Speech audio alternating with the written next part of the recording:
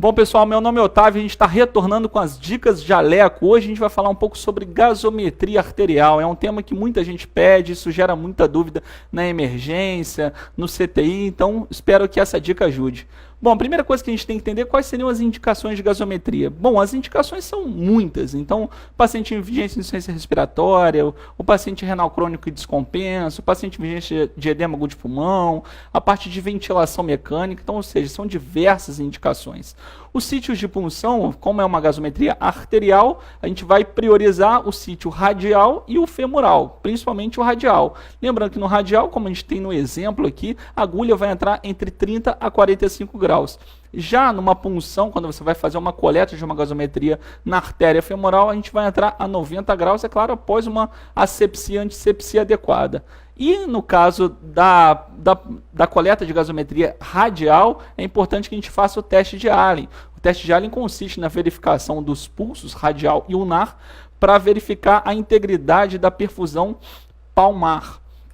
Então vamos ao que interessa sobre os valores normais da gasometria. Bom, a gente tem aqui os diversos componentes da gasometria, claro que tem outros também, mas esses seriam os principais. O pH ele varia entre 7,35 a 7,45, a pA de CO2 entre 35 e 45, pA de O2, algumas literaturas trazem entre 80 a 100, vamos considerar aqui acima de 90, o bicarbonato entre 22 a 26 miliequivalentes por litro, alguns kits entre 20 e 24, mas na maior parte deles entre 22 e 26, o base excess varia entre menos 2 e mais 2, e a saturação a gente vai considerar aqui acima de 96%. Lá na ponta também você está vendo uma seringa de gasometria já heparinizada. É claro que se você tiver no pronto-socorro, você não tem uma seringa específica para coleta de gasometria, você pode pegar uma seringa qualquer e colocar um pouco de heparina. É importante também isso antes da coleta da gasometria propriamente dita. Então agora que a gente já sabe os valores normais, vamos tentar entender agora os distúrbios propriamente ditos. Então, quando você tem um pH abaixo de 7,35, você está frente a uma acidemia. Acima de 7,45, de uma alcalemia. Quando você verifica, o segundo passo seria verificar a pH de CO2, se está abaixo de 35, a gente tem uma alcalose. Lembra, o paciente que ele está hiperventilando, ele está mandando embora mais CO2, então ele está fazendo uma alcalose respiratória. Já quando ele tem uma pH de CO2 acima de 45, eu estou frente a uma acidose. Uma pH de O2 abaixo de 60, a gente vai considerar que o paciente está hipoxêmico, e acima de 100, uma hiperoxemia. E o bicarbonato abaixo de 22, a gente está frente a uma acidose.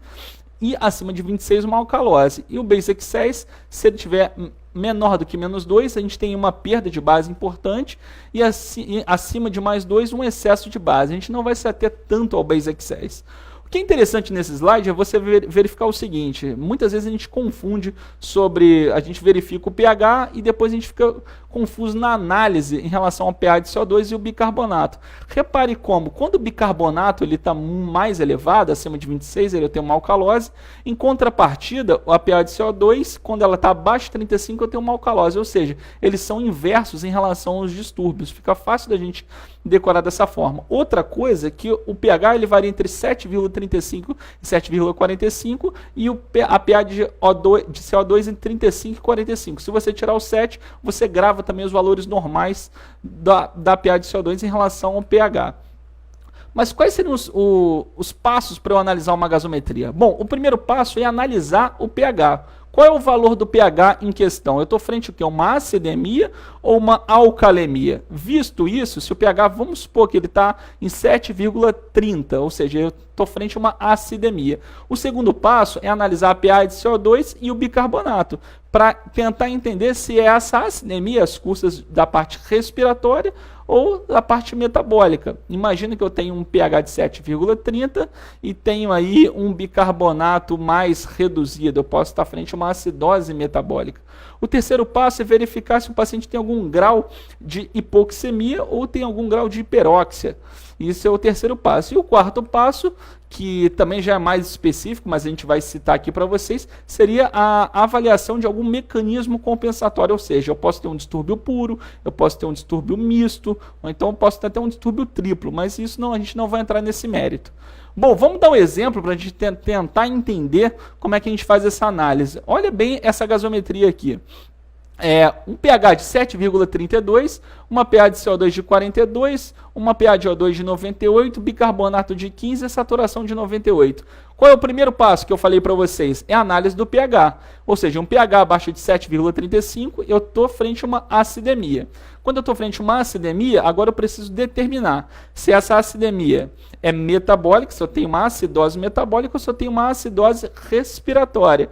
Então, a pH de CO2, lembra que ela varia entre 35 e 45? Ou seja, a pH de CO2 está normal, mas o bicarbonato, que varia entre 22 e 26, ele está mais reduzido.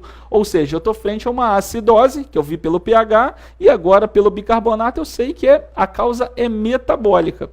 Em relação ao terceiro passo, que é a verificação da pH de O2 de saturação, bom, uma pH de O2 de 98, uma saturação de 98 também, ou seja, está tudo normal, não estou frente a nenhuma hipoxemia, nenhuma hiperóxia. E o quarto passo é saber se existe algum mecanismo compensatório. Bom, para cada distúrbio, para cada diagnóstico de distúrbio, eu posso ter alguma fórmula, algum achado sobre esse mecanismo compensatório. No caso da acidose metabólica, é importante que a gente calcule a pH de CO2 esperada, ou seja, para tentar entender se a pH de CO2 está fazendo aquele sistema para tentar minimizar essa acidose metabólica. Então a fórmula é bem simples, você vai multiplicar o bicarbonato por 1,5, vai somar 8 e você pode ter uma variação de mais ou menos 2. Bom, a pH de CO2 esperada nesse caso, considerando que o bicarbonato é de 15, vai dar 30,5. Mas olha só, olha a diferença que está na minha gasometria e a diferença que está na pH de CO2 esperada. Ou seja, na gasometria eu tenho uma pH de CO2 de 42 e no meu cálculo de uma pH de CO2 eu tenho 30,5. Com a variação que eu falei para vocês de mais ou menos 2, eu posso considerar até 32,5 ou 28,5. Então, o que chama a minha atenção aqui? Que a pH de CO2 esperada está bem abaixo da pH de CO2 que foi fornecido para mim na gasometria. Então, a gente, na verdade, está frente a um caso de uma acidose mista, tanto metabólica quanto respiratória. Essa foi a dica de hoje.